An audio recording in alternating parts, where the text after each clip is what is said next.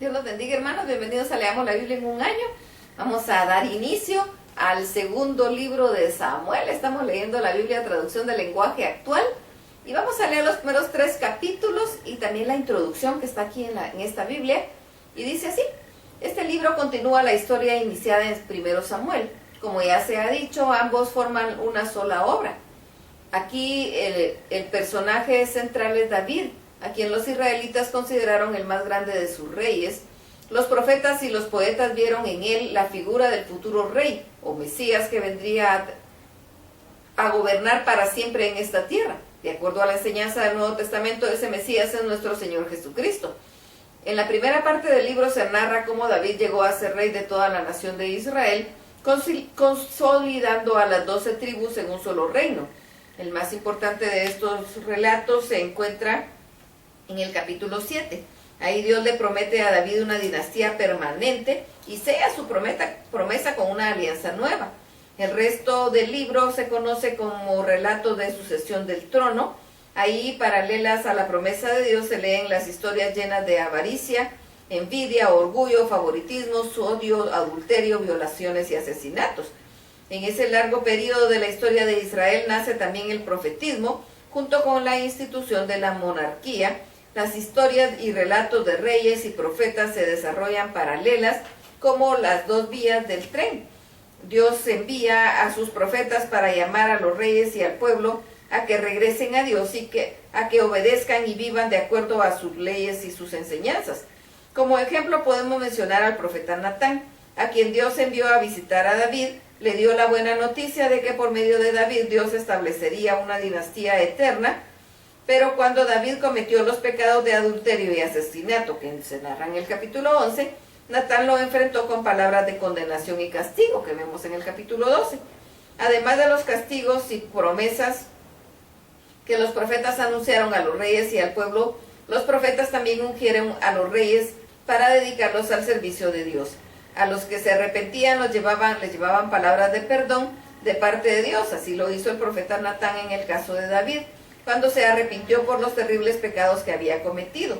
En los libros de Samuel se toca el tema del liderazgo. ¿Quién es realmente el rey de Israel? ¿Qué características debe tener el verdadero líder del pueblo? El verdadero rey es Dios, y los reyes aparecen en estos libros como servidores suyos. Por eso es Dios quien siempre elige a los reyes, como lo hizo con David. Sin embargo, cada rey debía vivir de acuerdo con la alianza del Sinaí. La permanencia de la monarquía dependía de los 2 elementos fundamentales: la promesa de Dios y la fidelidad y obediencia de los reyes. Bien, veamos lo que nos dice la palabra en 2 Samuel capítulo 1. Después de que Saúl murió, David peleó contra los amalecitas y derrotó. Entonces regresó a Siclag y se quedó ahí 2 días. Al tercer día llegó a Siclag uno de los soldados de Saúl. Venía con la ropa toda rota y con ceniza en la cabeza, lo que demostraba que venía muy triste. Cuando llegó ante David se inclinó hasta tocar el suelo en señal de respeto, y David le preguntó: ¿de dónde vienes? Y el soldado le contestó: me escapé del campo de batalla donde peleaban los israelitas. ¿Y qué pasó ahí?, volvió a preguntar David. El soldado respondió: el ejército israelita perdió la batalla. Muchos de nosotros escapamos y muchos otros murieron. También murieron Saúl y su hijo Jonatán. David insistió en preguntar: ¿y cómo sabes que Saúl y Jonatán murieron? Y el soldado respondió: yo estaba en el cerro de Gilboa y vi cuando Saúl se lanzó sobre su espada. Y Saúl vio que se acercaban los filisteos con sus carros de guerra y su caballería, y me llamó y yo me puse a sus órdenes. Y Saúl me preguntó: ¿quién eres? Y yo le respondí: soy un amalecita. Entonces me ordenó: ven, acércate a mí y mátame. Estoy agonizando, pero no me puedo morir. Yo lo ayudé a morir porque me di cuenta de que de todos modos no iba a vivir. Luego le quité la corona y el brazalete que tenía en el brazo, y aquí los tiene usted, mi señor. Una vez más David le preguntó: ¿de dónde dices que eres? Él respondió: soy hijo de un amalecita que vino a vivir en Israel. Entonces David le dijo: ¿y cómo te atreviste a matar a quien Dios eligió como rey de su pueblo? Tú mismo reconoces tu culpa al decir: yo maté al elegido de Dios. Enseguida le ordenó David a uno de los oficiales que matara al amalecita, y el oficial lo mató. Después de esto, David y sus hombres rompieron su ropa para mostrar su tristeza por la muerte de Saúl y Jonatán, y se echaron a llorar, luego ayunaron y estuvieron muy tristes, pues también habían muerto muchos soldados israelitas. David entonó un canto para expresar su tristeza por la muerte de Saúl y Jonatán, y ordenó que ese canto se enseñara a toda la gente de Judá. Ese canto aparece en el libro del Justo y dice así: Pobre Israel, los valientes que eran tu orgullo cayeron muertos en las montañas. No se lo digan a nadie en Gat, ni les cuenten a las calles de Ascalón. No se lo alegren las ciudades filisteas, ni haga fiesta la gente idólatra. Que nunca más vuelva a llover en los campos y en las colinas de Gilboa. Fue ahí donde se burlaron de los escudos de los valientes. Fue ahí donde perdió su brillo el escudo de Saúl. Tanto las flechas que Jonatán como con la espada de Saúl siempre estaban empapadas en sangre. Siempre se clavaban en la grasa de sus enemigos más valientes. Saúl y Jonatán, mis amigos más queridos, más rápidos que las águilas y más fuertes que los leones, juntos disfrutaron de la vida y juntos sufrieron la muerte. Mujeres de Israel, lloren por Saúl, que las vestía con grandes lujos y las cubría con adornos de oro. ¿Cómo pudieron los valientes perder la vida en la batalla? Jonatán ha caído muerto en lo alto de la montaña. Qué triste estoy por ti, Jonatán. Yo te quería más que a un hermano. Mi cariño por ti es mayor que el amor por las mujeres. ¿Cómo pudieron los valientes perder la vida en la batalla? Segundo Samuel capítulo 2. Después de esto David consultó a Dios: ¿puedo regresar a alguno de los pueblos de Judá? Y Dios le respondió: claro que puede regresar. Pero David insistió: ¿y a qué pueblo iré? Y Dios le dijo: ve a Hebrón. Y David se fue a Hebrón con Ahinoab y Abigail, que eran sus dos esposas. Ahinoab era del pueblo de Jezreel y Abigail había sido la esposa de Nabal. David se llevó también a sus soldados con sus familias y todos ellos vieron en los pueblos cercanos a Hebrón. Entonces la gente de Judá fue a donde estaba David y le derramó aceite sobre la cabeza. Así lo declararon rey de Judá. Y como le informaron que la gente de Jabes de Galaad había enterrado a Saúl, David envió a los de Jabes este mensaje: que Dios los bendiga por ser tan fieles al rey, pues hasta lo enterraron. Que Dios los trate siempre con mucho amor y que nunca los abandone. Yo también haré lo mismo por el bien que han hecho. Así que anímense y sean valientes, porque aunque Saúl ha muerto, ya la gente de Judá me hizo rey. Mientras tanto, Abner, que era hijo de Ner y había sido jefe del ejército de Saúl, se llevó a Isboset al pueblo de Mahanaim. Como Isboset era hijo de Saúl, ahí lo declaró rey en todo Israel. Así fue como Isboset reinó sobre Galaad, Jesurim, Jezreel, Efraín y Benjamín. Isboset tenía 40 años de edad cuando comenzó a reinar, pero solo reinó 2 años. Los únicos que reconocieron a David como rey fueron los de Judá. Por eso David se quedó en Hebrón y fue rey de Judá durante 7 años y medio. Un día Abner y los ayudantes de Isboset salieron de Mahanaim y fueron a Gabaón, donde había un depósito de agua.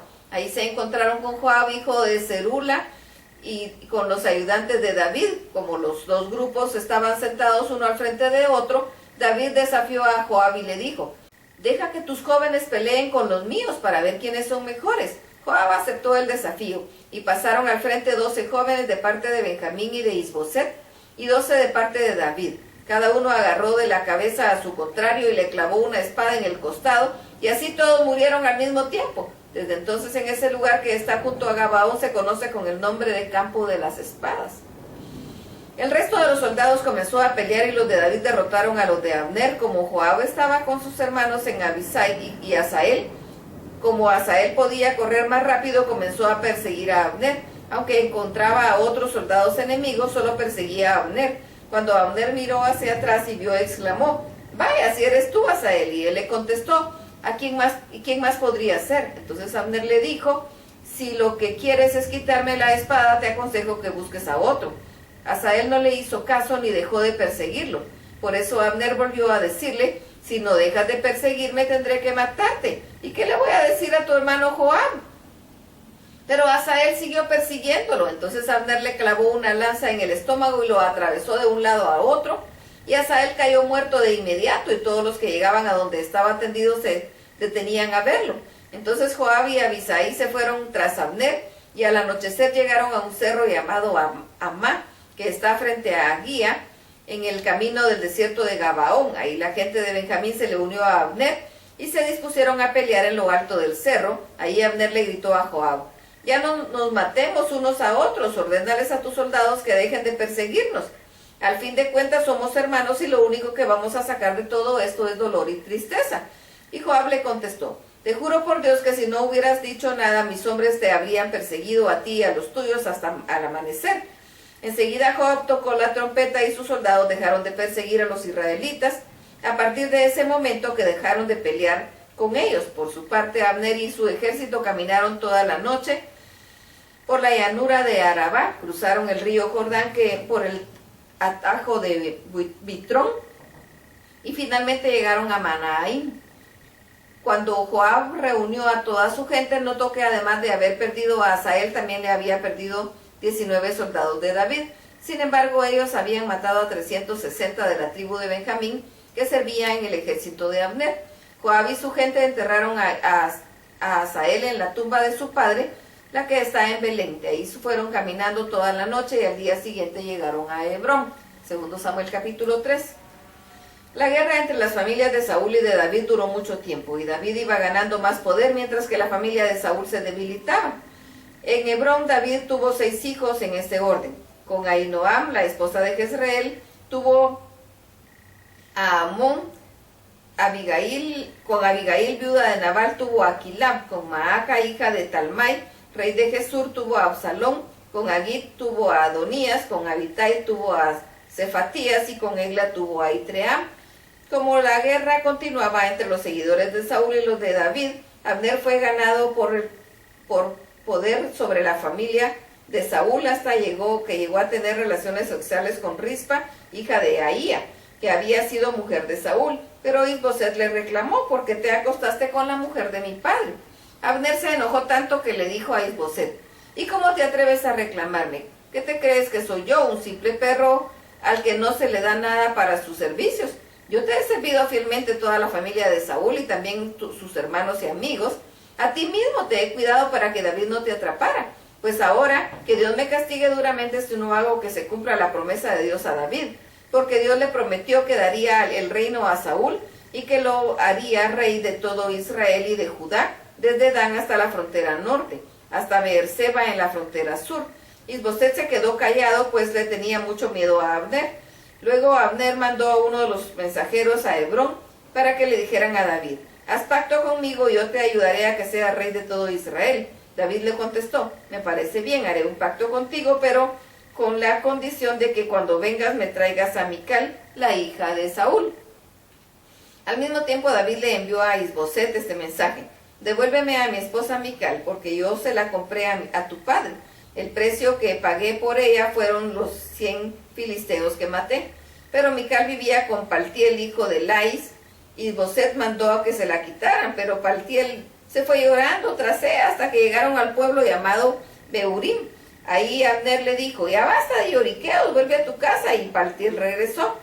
Luego Abner envió este mensaje a los jefes de Israel: durante mucho tiempo ustedes han querido que David sea su rey. El momento ha llegado. Recuerden que Dios le prometió a David que por medio de él liberaría a Israel de los filisteos y de todos sus enemigos. Abner habló también con la gente de Benjamín, y él mismo fue a Hebrón con 20 hombres y le contó a David que todos los de Israel y Benjamín estaban dispuestos a reconocerlo como rey. David hizo entonces una fiesta para Abner y sus soldados, y durante la fiesta de Abner le dijo: Su Majestad, permítame reunir a todos los israelitas para que hagan un pacto con usted, y así usted pueda ser su rey. David se lo permitió, y Abner salió de Hebrón. En ese momento llegaron los de Joab y los soldados de David, y venían de una batalla y traían muchas riquezas que les habían quitado a sus enemigos. Cuando Joab supo que Abner había estado hablando con David y que David lo había dejado irse tranquilamente, fue a verle y le dijo: ¿por qué ha hecho su majestad? ¿Cómo pudo usted dejar que Abner se fuera tan tranquilo? Usted sabe que todo lo que Abner le ha dicho es mentira. Él solo ha venido a espiar. En cuanto Joab salió a hablar con David, mandó a decirle a Abner que regresara, pero sin decírselo a David. Abner ya había llegado al pozo de Sira, pero regresó a Hebrón. Tan pronto como llegó a la entrada de la ciudad, Joab lo llevó aparte como si quisiera decirle algo a solas, y le clavó un cuchillo en el estómago. Así fue como Joab y su hermano Abisai se desquitaron de la muerte que de su hermano Asael en la batalla de Gabaón. Cuando David supo lo que había pasado, dijo: juro por Dios que ni yo ni mi gente tenemos culpa en la muerte de Abner. Que Dios castigue a Joab y a toda su familia, que entre ellos siempre haya enfermos, que la piel se les pudra y sus heridas no se cierren, que haya entre ellos cojos que se mueran de hambre o que los maten en la guerra. Luego David les dijo a Joab y a todos los que estaban con él: en señal de tristeza rompan la ropa que llevan puesta y vístanse con ropas ásperas y lloren por Abner. Abner fue enterrado en Hebrón. El día que lo enterraron, el rey David iba adelante del grupo. Toda la gente lloraba mucho y también el rey lloraba sin consuelo ante la tumba de Abner y decía: Abner no merecía morir así. Bien pudo haber escapado, también pudo haberse defendido. En cambio murió asesinado. La gente no dejaba de llorar y todo el día le insistieron a David que comiera algo, pero David le respondió: no comeré nada hasta que anochezca. Que Dios me castigue muy duramente si lo hago. Esto que dijo el rey le pareció bien a la gente, ya que todo lo que David hacía le agradaba. La gente se dio cuenta de que el rey no era culpable de la muerte de Abner. Luego el rey les dijo a sus oficiales: ¿se dan cuenta de que hoy ha muerto en Israel un gran hombre? ¿De qué me sirve ser rey si no pude evitar que Joab y Abisai lo mataran? Que Dios les dé su merecido por la maldad que cometieron. Es tremenda la historia.